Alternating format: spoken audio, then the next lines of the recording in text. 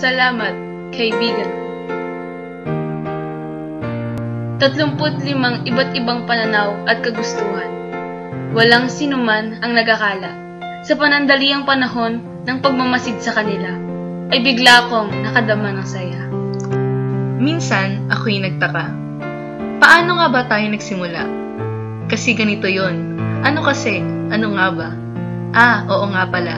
Sige, sisimulan ko na. Pagyapak ko sa ating silid, tila sirang plaka ang mga bibig. Ngunit ang mga ingay na ito ay tumagos sa aking dibdib. Tila hindi buo. Araw na dumaan kung ito'y di napakikinggan. Salamat para rito, aking kaibigan.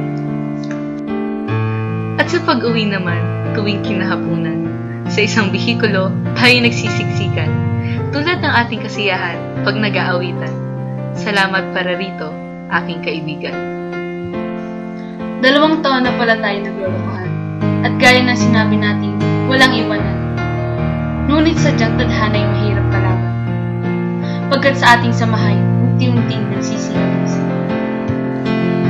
35 iba't ibang pananaw at kagustuhan. Walang sinuman ang nag-akala. Sa tagal ng panahon na pinagsamahan, ay marami na rin pinagdaanan. Maraming dapat ipagpasalamat.